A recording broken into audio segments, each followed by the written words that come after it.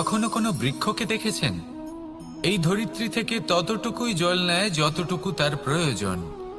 কোনো প্রাণীকে দেখুন, এই প্রকৃতি থেকে ততটুকুই খাবার গ্রহণ করবে যতটুকু তার খিদে রয়েছে। খিদে মিটে গেলে আর খাবে না।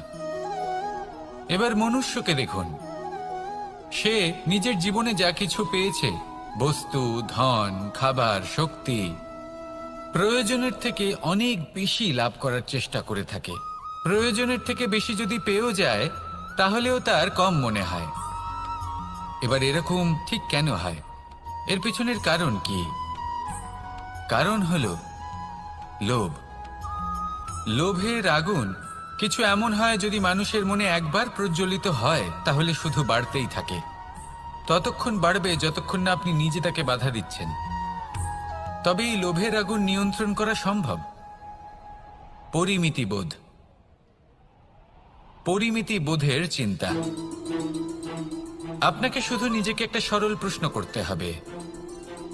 যখনই মনের মধ্যে কোনো বস্তুর প্রতি, শক্তির প্রতি, ধনের প্রতি, ভোজনের প্রতি লোভ বেড়ে যায়, নিজেকে প্রশ্ন করুন, এটা কি আমার কাছে ততটাই প্রয়োজনীয় যতটা একটা বৃক্ষের কাছে জল, যতটা একটা প্রাণীর কাছে ভোজন? এটা কি ততটাই প্রয়োজনীয়? যদি উত্তর না হয় তাহলে নিজেকে সেখানেই বাধা দিন, সেই ভাবনা সেখানেই ত্যাগ করুন, কারণ সেটাই হলো লোভ। ঠিক এইভাবেই প্রয়োজনীয়তার চিন্তা করে আস্তে আস্তে এই মন নির্লোভ হয়ে উঠবে। আর এই মন প্রসন্ন হয়ে বলবে, রাধা রাধা। সংসারে সকলে উঁচুতে উঠতে চায়, কেউ নত হতে চায় না।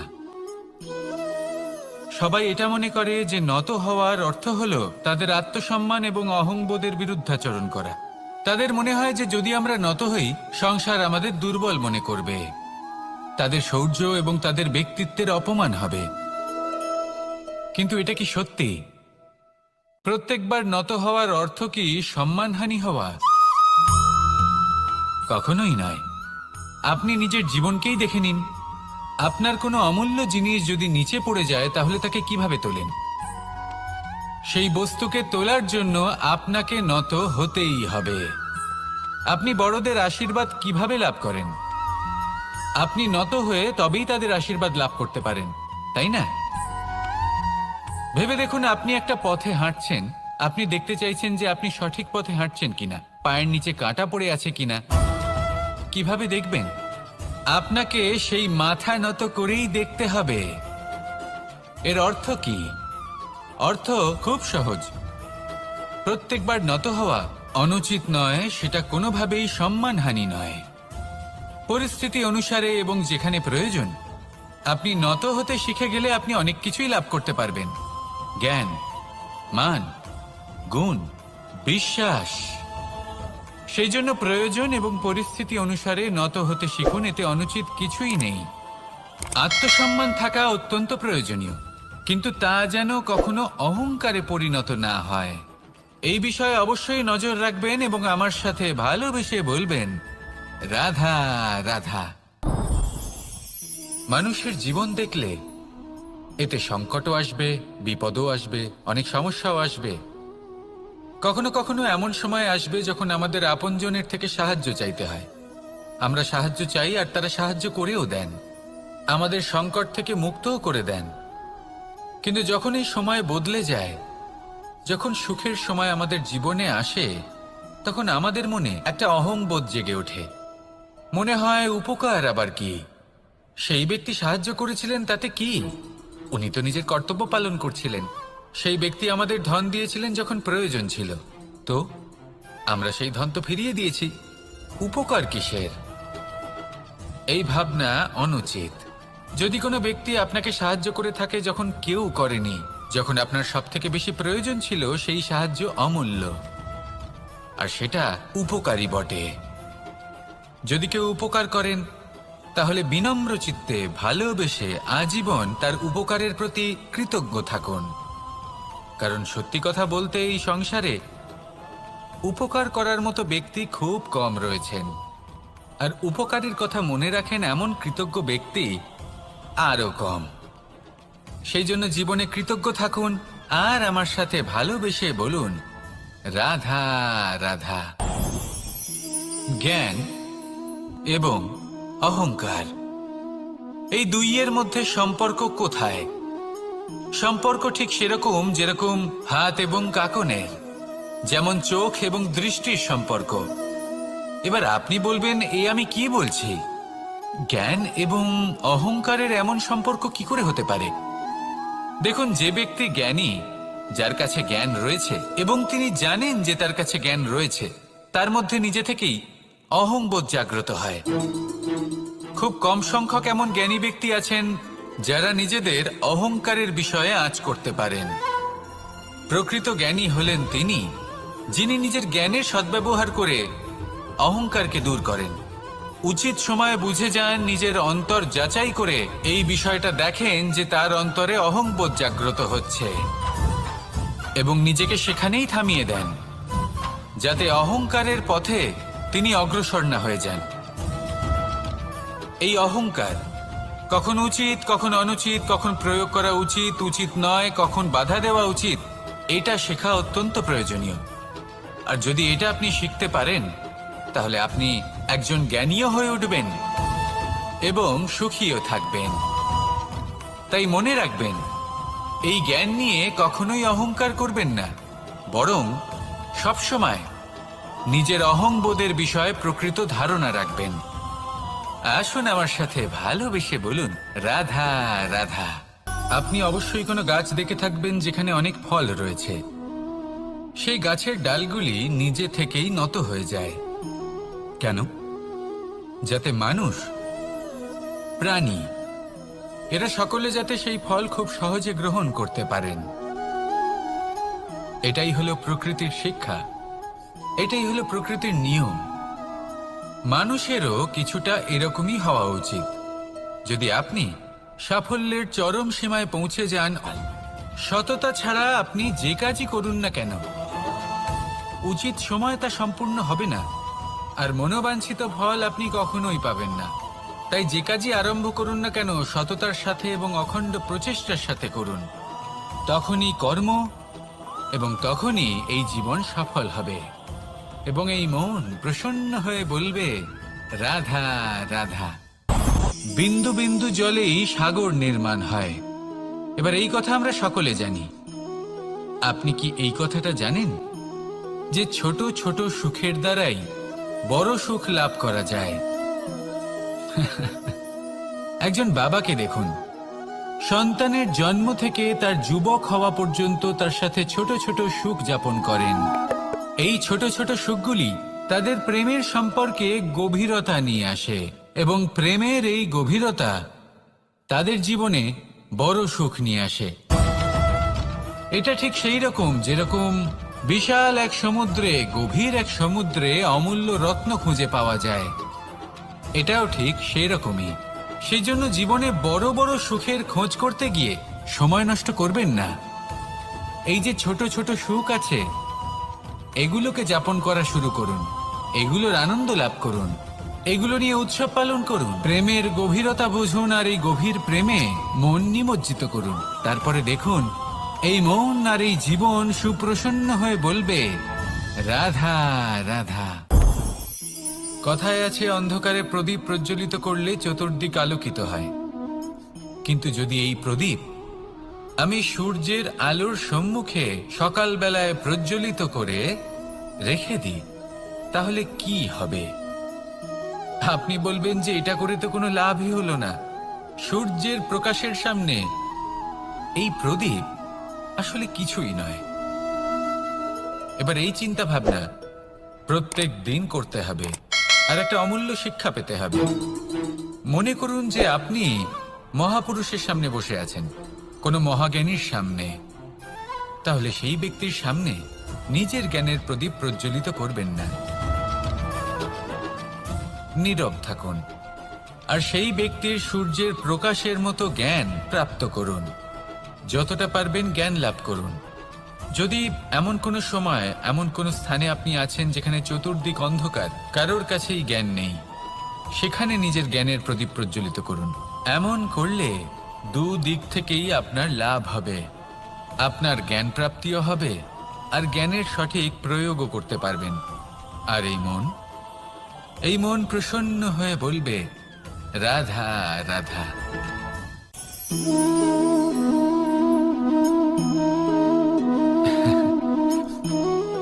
ঘুমের মধ্যে আমরা বিভিন্ন ধরনের স্বপ্ন দেখি, কিছু সুখের, কিছু দুঃখের, কিছু অত্যন্ত ভয়ানক। কিন্তু সত্যি কথা বলতে এর উপর আমাদের কোনো নিয়ন্ত্রণ নেই। কিন্তু আমি এমনও কিছু ব্যক্তিকে দেখেছি যারা খোলা চোখে স্বপ্ন দেখেন এবং তা যাপন করেন। নিজেদের একটা আলাদা স্বপ্নের নগরী আছে ওনাদের, সেখানেই জীবন যাপন করেন। আসল বাস্তবটা কি তাতে ওনাদের কিছুই যায় আসে না। এমন কিছু মানুষ আছেন যাদের কাছে বিন্দুমাত্র জ্ঞান নেই, সে না হয় ঠিক আছে, কিন্তু জ্ঞান এমনভাবে প্রদান করবেন যে মনে হবে সংসারের সমস্ত জ্ঞান তাদের কাছেই রয়েছে। এমন কিছু মানুষ আছেন যারা ভালোবাসতে জানেন না, আর তাও আমি মেনে নিলাম, কিন্তু কথা এমনভাবে বলবেন তাতে মনে হবে যেন প্রেমের বিষয়ে সবকিছু শুধুমাত্র ইনিই জানেন।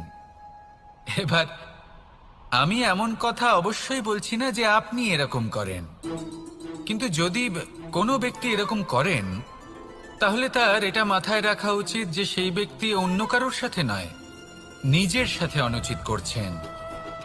কারণ এমন কাজ করে উনি নিজের দোষ, নিজের অপগুণ সংসারের কাছে নয়। আমি কি আজ সেই জীবন যাপন করছি যেমন আমি যাপন করতে চেয়েছিলাম? যদি এই প্রশ্নগুলোর উত্তর হ্যাঁ হয় তাহলে এগোতে থাকুন, নয়তো থেমে যান এবং বিচরণ করুন।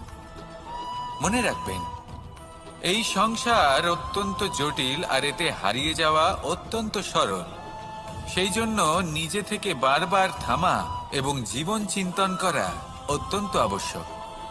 তাহলে সেটাই করুন, আর আমার সাথে ভালোবেসে বলুন, রাধা রাধা। এই সংসারে জয়লাভ করার জন্য, সাফল্য লাভের জন্য শক্তি, ধৈর্য, সাহস, মিত্রদের সঙ্গ, এই সব ছাড়া আর কি আছে যা অত্যন্ত প্রয়োজনীয়? বিশ্বাস।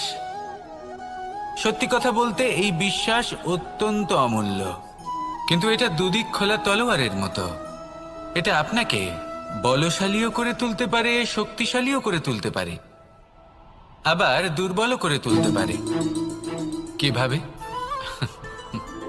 যদি আপনি শুধুমাত্র অন্যের উপরে বিশ্বাস করেন যে ওনারা সবাই আমাকে সামলে নেবেন, আপনার বিশ্বাস শুধুমাত্র অন্যের উপর, আর সেই বিশ্বাসের ভিত্তিতে আপনি কর্ম করেন, তাহলে আপনি দুর্বলই হয়ে উঠবেন।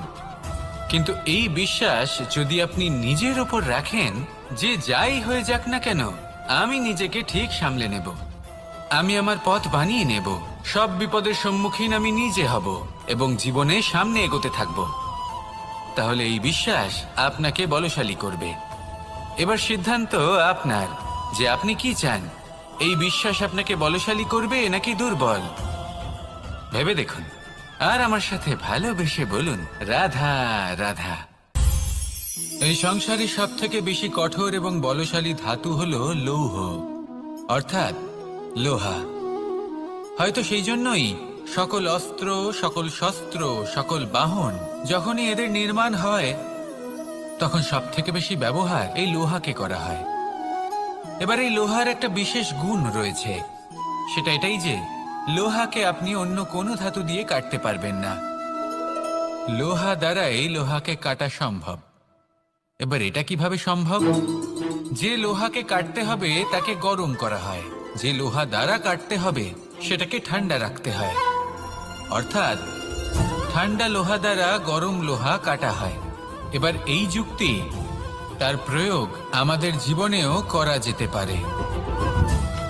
যদি আপনার কাছে শক্তি থাকে, যদি আপনি বুদ্ধিমান হন, আর যদি আপনার মন স্থির হয়, শান্ত হয়, তাহলে এই সংসারকে আপনি বদলাতে পারবেন। কিন্তু যদি আপনি শক্তিশালী হন, বুদ্ধিমান হন, কিন্তু আপনার মন অস্থির হয়, আপনার মন স্থির না থাকে, কোথায় কোথায় আপনি রেগে যান, তাহলে আপনি কখনোই সংসার বদলাতে পারবেন না। যদি পরিস্থিতিকে নিজের মতো গড়ে নিতে হয়, তাহলে ধৈর্য, সংযম এবং স্থিরতার শীতলতাকে আপন করে নিতে হবে। আসুন আমার সাথে ভালোবেসে বলুন, রাধা রাধা। সঙ্গীত হলো আমার অত্যন্ত প্রিয়। আমার বাঁশির সুর আমার মনের শান্তি এবং ভালোবাসার প্রতীক। সেজন্য যে ব্যক্তি আমার বাঁশির সুর শুনতে হয়ে উঠতে চাই, সূর্যের মতো তেজস্বী, প্রকাশময়, যশস্বী। সূর্যের মধ্যে এতটাই তেজ থাকে যে সবাই তার সামনে নত হয়ে থাকে। সেই কারণেই সূর্যকে যশদানের গ্রহ বলা হয়। আমরা সবাই সূর্যের মতো উজ্জ্বল হতে চাই, কিন্তু তার জন্য সূর্যকে প্রত্যেক দিন জ্বলতে হয় এই সংসারে শুভ ভাব, পবিত্রতা নিয়ে আসার জন্য, প্রকাশ ছড়িয়ে দেওয়ার জন্য। সূর্যকে প্রত্যেক দিন অস্তও যেতে হয়, আবার উদিতও হতে হয়, প্রত্যেক দিন জ্বলতে হয়। সূর্য একদিনের জন্য অবকাশ লাভ করেন না। আর যদি অবকাশ পেতেন তাহলে সূর্যকে আর সূর্য বলা হতো না, তাই? শেষ প্রবৃত্তি হলো তারা কখনো নিজেকে নিয়ে সন্তুষ্ট হন না, কখনো নিজেকে নিয়ে প্রসন্ন হন না। যা আছে তার থেকে বেশি পেতে চান, যা পেয়ে গেলেন তার থেকে আরো বেশি পেতে চান। নিজেদের জীবনে বদল, পরিবর্তন আনতে চান। আর এই প্রবৃত্তি এই সংসারের সবচেয়ে মহান, কারণ এই প্রবৃত্তির জন্যই সংসারের বিকাশ হয়। কিন্তু এই বদলের জন্য মানুষ তার খোঁজে থাকেন যা তার জীবনে বদল আনতে পারবে, তাকে পথ দেখাতে পারবে, তার জীবনে পরিবর্তন আনতে পারবে। আর তাই মানুষ সংসার জুড়ে তাকেই খোঁজেন যিনি তার পাশেই আছেন।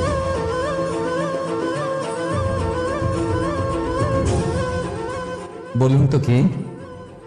যদি কেউ আপনার জীবন বদলাতে পারে তবে তাকে আয়নায় দেখুন। আপনি নিজেই সে যে নিজের জীবন বদলাতে পারে, নিজেই নিজের পথ প্রদর্শক হতে পারেন, জীবনে বদল আনতে পারে, পরিবর্তন আনতে পারে। তাই চিনুন নিজের অন্তরের শক্তিকে, আর এটা বিশ্বাস করুন যে এই সংসারে আপনার থেকে বেশি শক্তিশালী আর কেউ নেই। জীবন বদলে যাবে আপনার।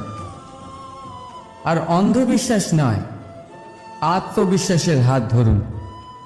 আপনার সমস্যা আপনা থেকেই দূর হয়ে যাবে। তাই ভালোবেসে বলুন, রাধা রাধা। প্রদীপ জ্বালানোর কাজ বড়ই আনন্দদায়ক। উজ্জ্বলতার এই শিখা যেন আত্মার মধ্যে গিয়ে মনে উল্লাস ভরে দেয়।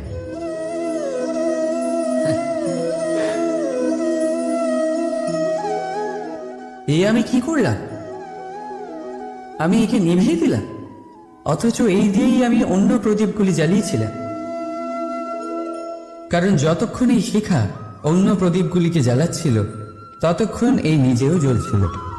কিন্তু যেই ও এই কাজ করা ছেড়ে দিল তখন একেও নিভতে হল। বুঝলেন?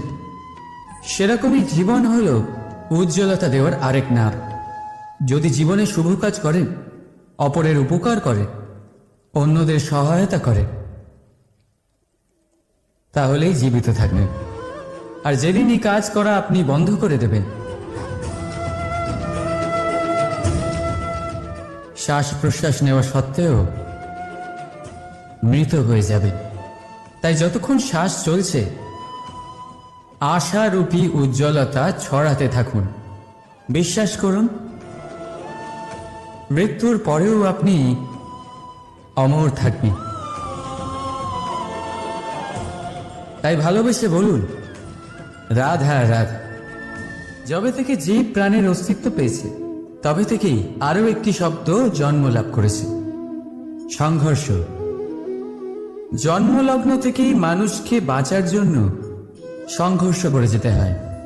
কখনো নিজের লক্ষ্যে পৌঁছবার জন্য সংঘর্ষ করতে হয়, আর কখনো যা পেয়েছেন তাকে রক্ষার জন্য সংঘর্ষ করতে হয়। কিন্তু প্রত্যেকে একই অভিযোগ করে যে সংঘর্ষ করার সময় ভীষণ কষ্ট হয়।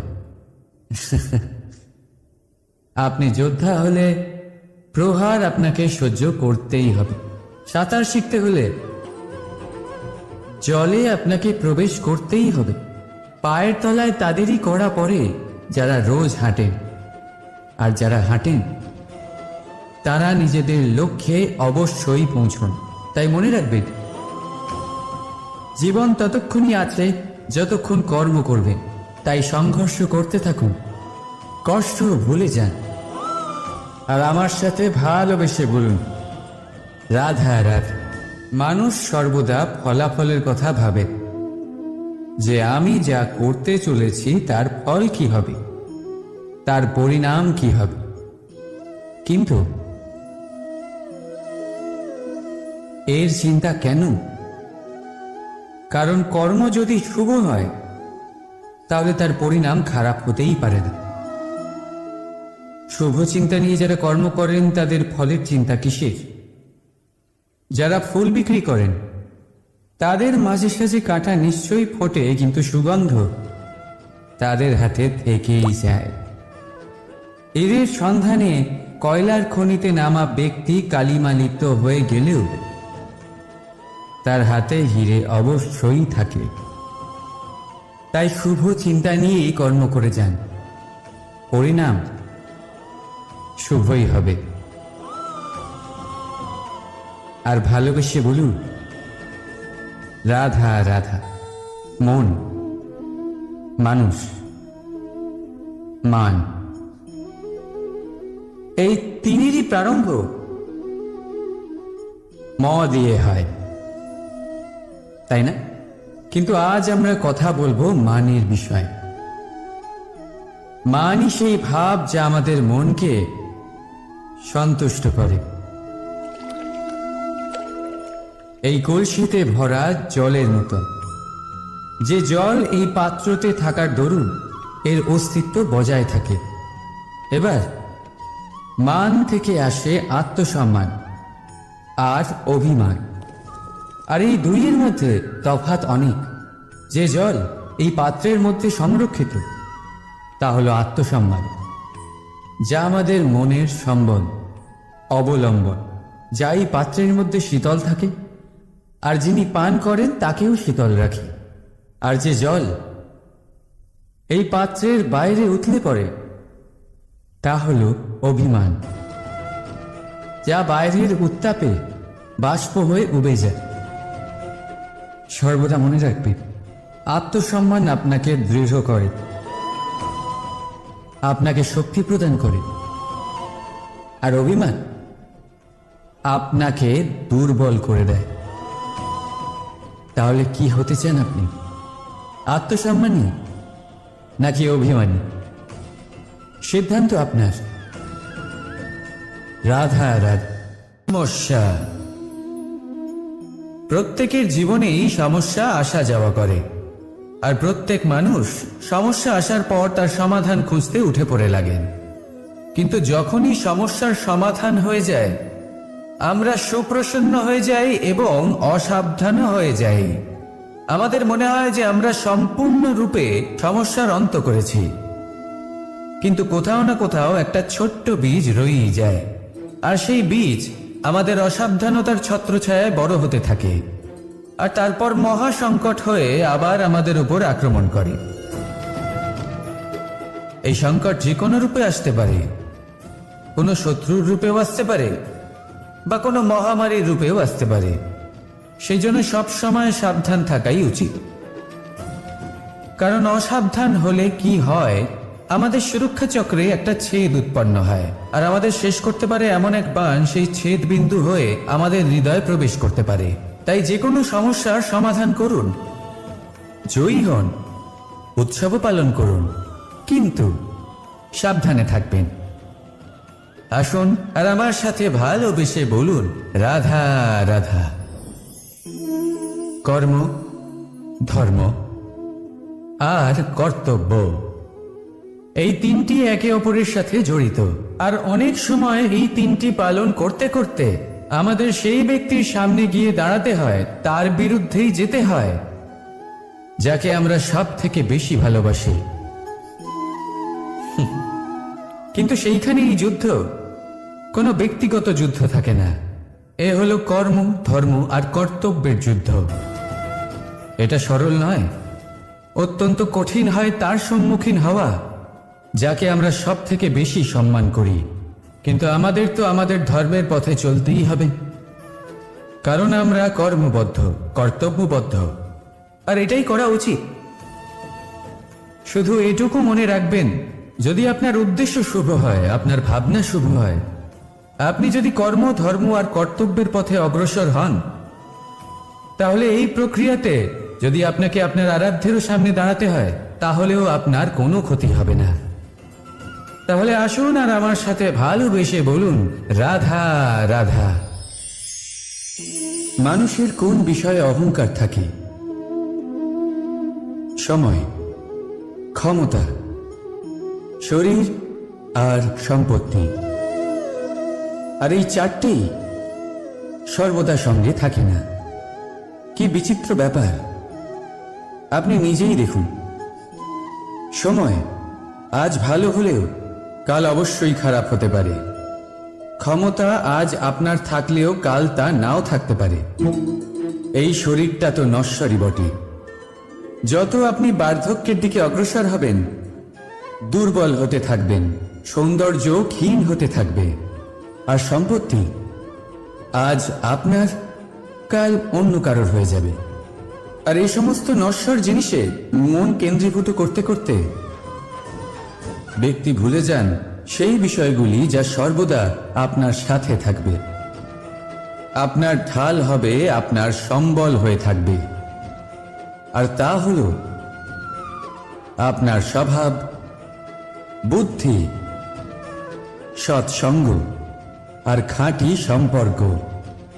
নিজের স্বভাব শীতল রাখুন, কর্মে বুদ্ধির পরিচয় দিন, সর্বদা ভালো মানুষের সাথে সময় কাটান, আর খাঁটি সম্পর্ক সর্বদা পালন করুন।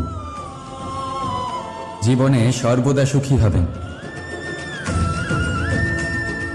রাধা রাধা। আমরা কর্ম করি, আর সেই কর্ম অনুসারে আমাদের তার ফল প্রাপ্ত হয়। এখন এই কর্ম আরো শ্রেষ্ঠ হতে থাকে, আমরা আরো প্রেরিত হতে থাকি। তার জন্য আমরা বড় বড় জ্ঞানীদের থেকে প্রভাবশালী, প্রেরণাদায়ক ব্যক্তির সাথে দেখা করার চেষ্টা করি, দেখা করিও। নিজের কর্মের বিষয়ে বিচার করি, আলোচনা করি, তাই তো? কারণ আমাদের কাজ দেখে তাতে বিশেষ মতামত সামনে থাকা ব্যক্তি দিতে পারে। কিন্তু এই পুরো চক্রতে সংসারের সব থেকে গুরুত্বপূর্ণ ব্যক্তির সাথে কথা বলতে আমরা ভুলেই যাই। আপনি কি জানেন সংসারের সব থেকে গুরুত্বপূর্ণ ব্যক্তি কে? স্বয়ং আপনি। হ্যাঁ, আপনি সে। আপনি জীবিত আছেন, তাই এই সংসার জীবিত আছে। আপনি হলেন আপনার সমস্ত কর্মের কেন্দ্র। তাই এবার থেকে প্রতিদিন একটু সময় নিজের জন্য বের করে নিজের সাথে কথা বলুন। নিজেকে বুঝুন, নিজের কর্মকে বুঝুন। কিছু প্রশ্ন আসবে, কিছুর উত্তর পাবেন, আরো কিছু প্রশ্ন আসবে যার উত্তর আপনি অবশ্যই পাবেন। কিন্তু এটা করবেন অবশ্যই, নয়তো আপনি এই সংসারের সব থেকে গুরুত্বপূর্ণ ব্যক্তির সাথে দেখা করার সুযোগই হারিয়ে ফেলবেন। এবার বলুন, আপনি কি এরকম চাইবেন? রাধা রাধা। প্রেম, ঘৃণা, এই দুই হলো একই শব্দ। কিভাবে? দেখুন না, দুটোতেই আড়াই অক্ষর রয়েছে। দুটোই হলো সেই অনুভূতি যা আমাদের মনের সাথে জড়িত। আর এই দুই অনুভূতির সাথে জড়িত মানুষ আমাদের জন্য গুরুত্বপূর্ণ। পার্থক্য শুধু এটাই যে প্রেম পায় সম্মান আর ঘৃণাকে করা হয় অবজ্ঞা। এরকম কেন? কারণ প্রেম হলো সেই অনুভূতি যেখানে মানুষ সব কিছু দিয়ে দিতে চায়, সব কিছু লুটিয়ে দিতে চায়। সেখানে ঘৃণা হলো এমন অনুভূতি যেখানে মানুষ সব কিছু কেড়ে নিতে চায়, সব কিছু জিতে নিতে চায়। তাও প্রেমের অনুভূতি কখনো আপনাকে হারতে দেয় না, আর ঘৃণার অনুভূতি কখনো আপনাকে জিততে দেয় না। এবার কি করবেন আপনি? একটাই জীবন, ঘৃণার সাথে বাঁচবেন নাকি প্রেমের সাথে? আমি তো প্রেমকেই চয়ন করব। রাধা রাধা। পাওয়া এবং হারিয়ে ফেলা, এই দুই হলো জীবনের অভিন্ন অঙ্গ। আমরা যেমন কিছু পেয়ে থাকি তেমন কিছু হারিয়েও থাকি।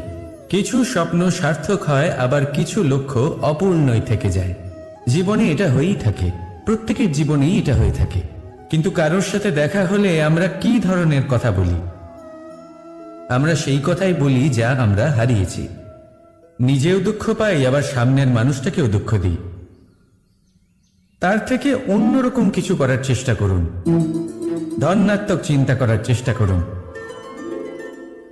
মন সেদিকেই দিন, স্মরণ শুধুমাত্র তাকেই করুন, গুরুত্ব তাকেই দিন যিনি আপনার কাছে রয়েছেন।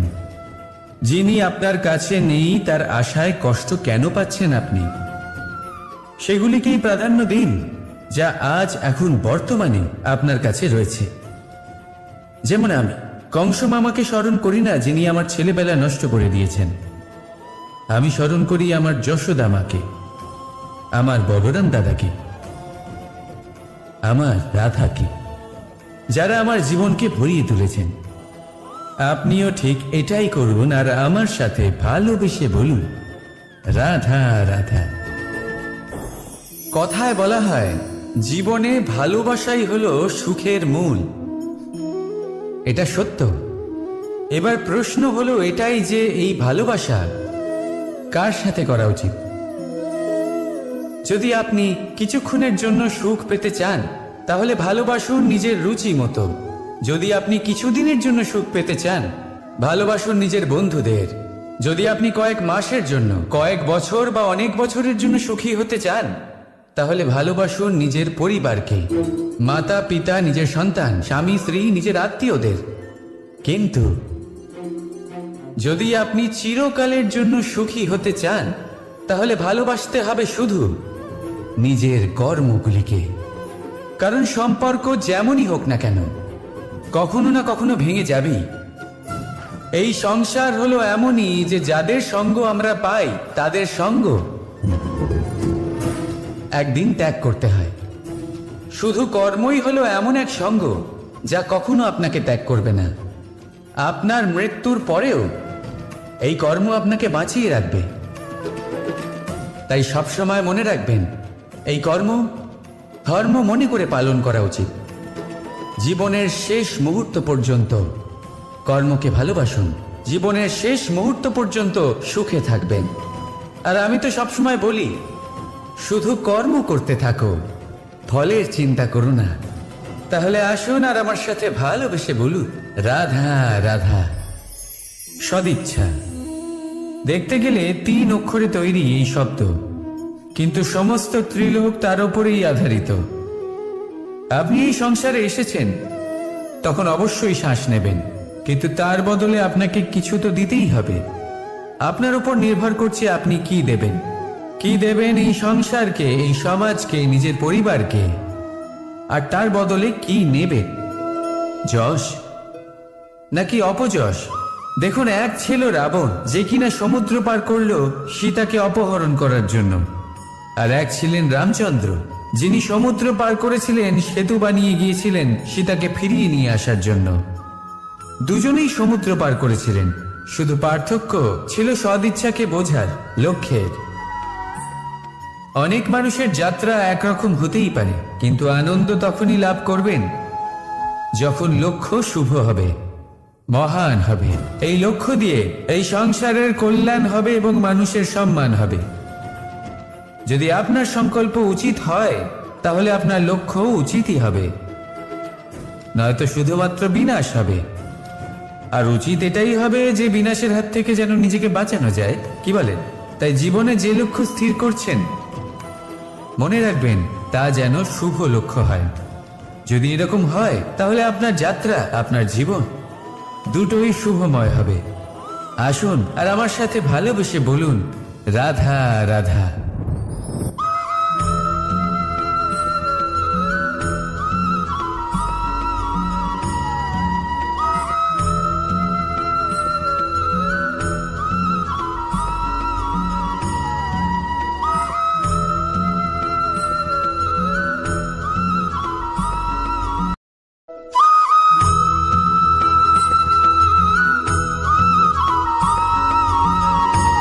वासांसि जीर्णानि यथा विहार नवानि ग्रहाति नरोपराणि तथा शरीरानि विहाय जीर्णा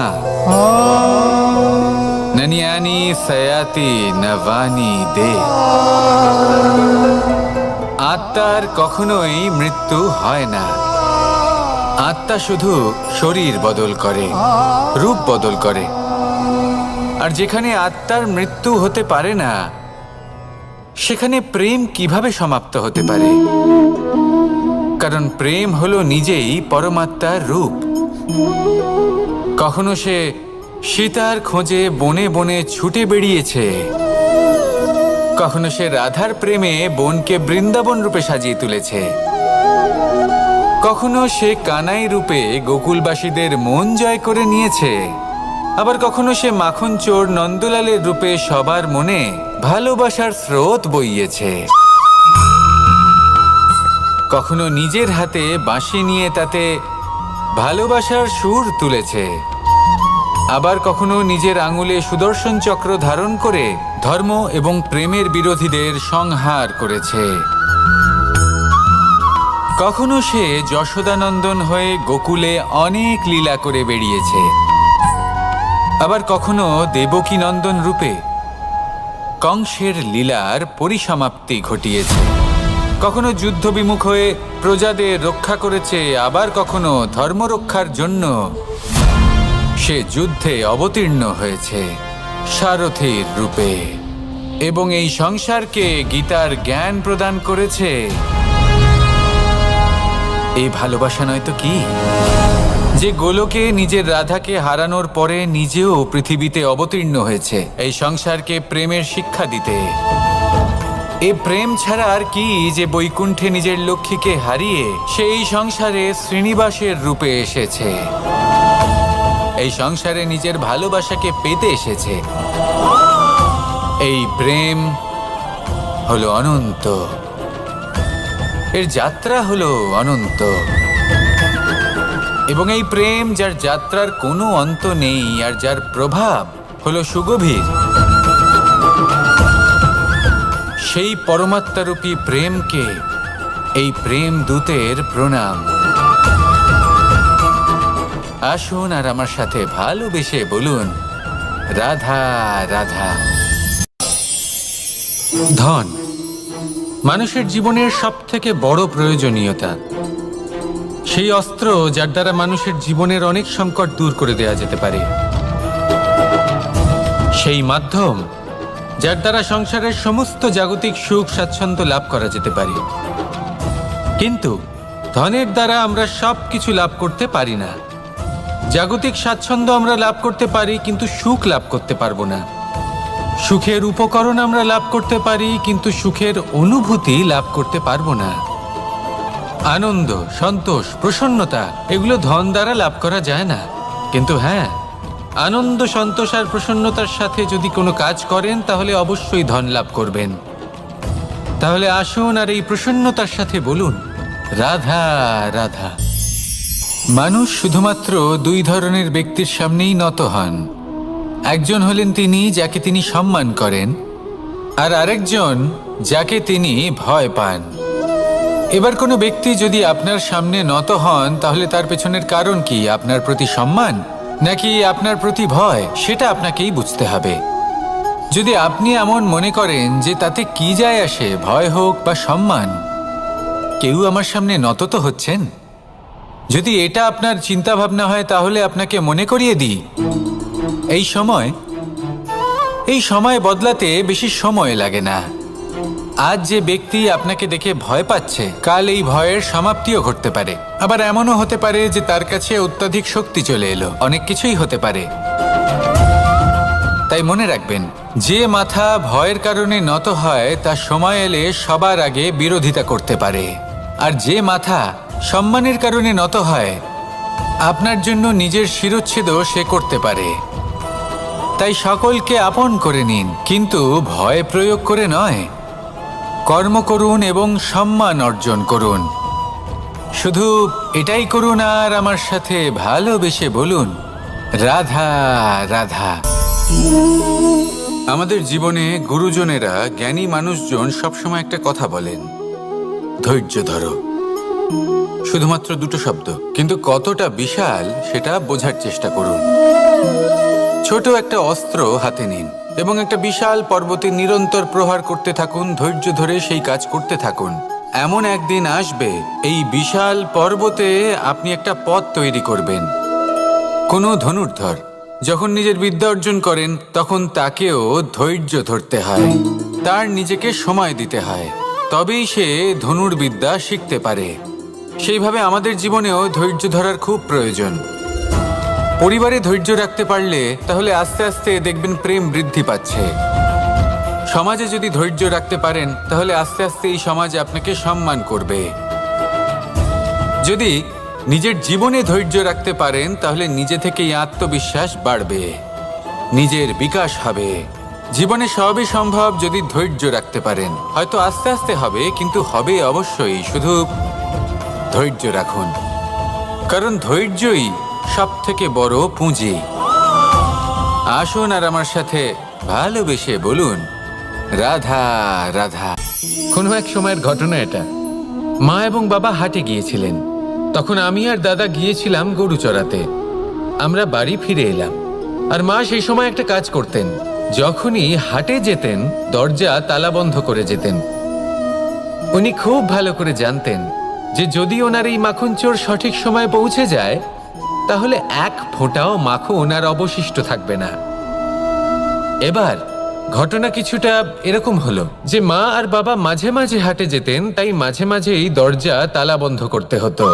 যখন মা আর বাবা ফিরে এলেন তখন বাবা ভুলে গিয়েছিলেন যে এই চাবির গোছা থেকে ঠিক কোন চাবিটা দরজার তালা খোলার জন্য উপযোগী। উনি চেষ্টা করতে শুরু করে দিলেন। একটার পর একটা চাবি দিয়ে উনি চেষ্টা করতে থাকলেন, কিন্তু সেই দরজার তালা তো খুলতেই চাইছিল না। ওনার মাথা থেকে ঘাম পড়তে শুরু করলো। তখন মা বললেন যে তালা ভেঙে দেওয়া যাক। মা চলে গেলেন, আর বাবা বললেন না না দাঁড়াও, আর কিছু চাবি বাকি আছে, এটা হয়তো খুলতে পারবো। মা হাতুড়ি নিয়ে চলে এলেন সেই তালা ভাঙার জন্য, আর তখনই বাবা শেষ চাবিটা প্রয়োগ করলেন আর দরজার তালা খুলে গেল। যদি উনি চেষ্টা না করতেন তাহলে এই তালাটাও ভেঙে যেত আর চাবিটাও নষ্ট হয়ে যেত, ঠিক কিনা? এবার এই ঘটনাটা আমি দেখেছিলাম, আর আমার মনে হলো যে কখনো কখনো এই চাবির গোছার মধ্যে থেকে শেষ চাবিটাও কিন্তু জীবনের দরজা খুলে দিতে পারে। সেজন্য আপনি যদি জীবনে সাফল্য লাভ করতে চেষ্টা করেন, নিজের লক্ষ্যে পৌঁছতে চান, তাহলে হার মানবেন না। হয়তো দেখবেন আপনার পরবর্তী প্রচেষ্টা বা এই অন্তিম প্রচেষ্টা আপনাকে সাফল্যের পথে নিয়ে গেল। তাই নিরন্তর প্রচেষ্টা করতে থাকুন, জীবনে সাফল্য লাভ করুন, আর আমার সাথে ভালোবেসে বলুন, রাধা রাধা। মানুষ নিজের জীবনে সেই সব কিছু লাভ করতে পারে যা সে কামনা করে। শুধু প্রয়োজন হলো ইচ্ছে এবং সিদ্ধান্তের। এবারে ইচ্ছে আসলে কি? সেটা হলো এই মনে প্রকট হওয়া একটি ভাবনা, একটি আবেগ। শুধু তা দিয়ে কিছুই হয় না। যখন সেই ইচ্ছের সাথে দৃঢ় প্রতিজ্ঞা জুড়ে যায় তখন বিষয়টা এগোতে থাকে। একটা উদাহরণ দিই, ধরুন আপনি মরুভূমিতে আছেন এবং আপনি মধুর জল পান করতে চান। এটা হলো শুধুমাত্র আপনার মনের একটি ইচ্ছে।